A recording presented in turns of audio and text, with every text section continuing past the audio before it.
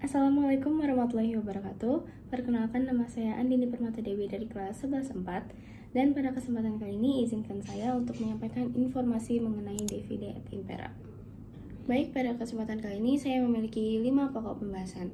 Yang pertama ada pengertian, yang kedua ada konsep, yang ketiga ada asal-usul, yang keempat ada dampak, dan yang kelima ada contoh upaya dari Divide et Impera ini sendiri.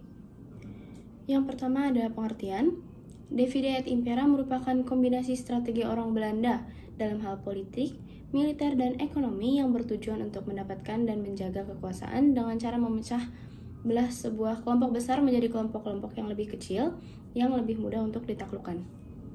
Selanjutnya ada konsep dari Divide et Impera yang sudah saya tangkap dari penjelasan Pak Cip di kelas, yaitu politik adu domba yang dilakukan pihak Belanda untuk memecah belah Indonesia, di mana mereka menyiasat salah satu pihak yang sedang berkonflik untuk dibantu dimenangkan konfliknya dengan syarat tertentu untuk melakukan pihak atau kelompok tersebut secara perlahan.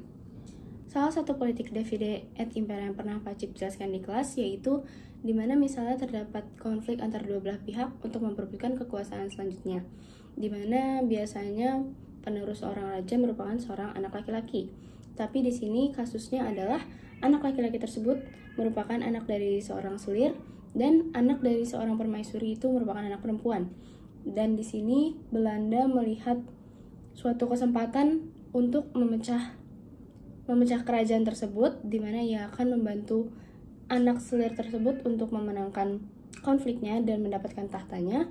Lalu setelah itu Belanda akan mengambil secara perlahan wilayah kekuasaannya tersebut. Selanjutnya, asal-usul dari politik Divide et Impera atau politik adu domba ini. Politik adu domba dijadikan kebiasaan oleh VOC dalam hal politik, militer, dan ekonomi untuk melestarikan penjajahannya di Indonesia. Orientasinya adalah untuk mencari keuntungan sebesar-besarnya dengan menaklukkan raja-raja di Nusantara. Strategi Belanda yang paling ampuh menghadapi perlawanan dari penguasa lokal atau dari pihak Nusantara adalah dengan melakukan politik adu domba ini. VOC pun mampu menaklukkan kerajaan-kerajaan besar di Nusantara dengan memanfaatkan perang saudara ataupun permusuhan antar kerajaan. Selanjutnya ada dampak yang ditimbulkan dari politik adu domba ini sendiri. Yang pertama, ada pemecahan masyarakat, di mana kelompok-kelompok yang sebelumnya bersatu dapat terpecah menjadi faksi-faksi yang saling bersaingan. Yang kedua, ada konflik dan ketegangan. Konflik ini bisa bersifat sosial, etnis, agama, ataupun politik, tergantung pada perbedaan-perbedaan yang dimanipulasi oleh pihak Belanda. Lalu yang terakhir ada pengalihan perhatian atau pengalihan isu.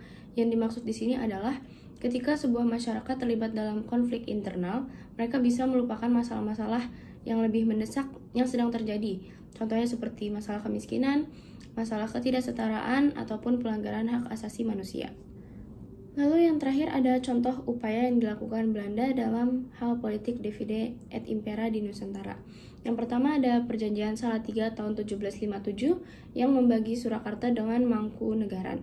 Lalu selanjutnya ada Perjanjian Cirebon tahun 1688 yang membagi Kesultanan Cirebon. Selanjutnya ada Perjanjian Mataram dan VOC tahun 1743 yang mengakibatkan orang Jawa tidak diperbolehkan berlayar di luar Jawa, Madura, dan Bali. Lalu selanjutnya ada Perjanjian Giyanti tahun 1755 yang membagi Kesultanan Mataram antara Surakarta dan Yogyakarta. Salah satu politik Divide et Impera yang pernah diterapkan Belanda ke Nusantara yang pernah saya cari lebih lanjut informasinya merupakan kasus di Banten, yaitu pada tahun 1680 terjadi perebutan kekuasaan di internal kerajaan, di mana Sultan Ageng Tirtayasa terlibat perebutan kekuasaan dengan putranya sendiri yaitu Sultan Haji. Lalu perselisihan antara anak dan ayah ini dimanfaatkan oleh VOC dengan memberikan dukungan kepada Sultan Haji. Sultan Ageng Tirtayasa pun terpaksa mundur dari istana dan melarikan diri ke Tirtayasa. Lalu pada 28 Desember tahun 1682 dikisahkan bahwa wilayah Tirtayasa berhasil dikuasai oleh Sultan Haji yang mendapatkan dukungan dari VOC. Baik, sekian penjelasan yang dapat saya berikan. Terima kasih telah menyaksikan. Wassalamualaikum warahmatullahi wabarakatuh.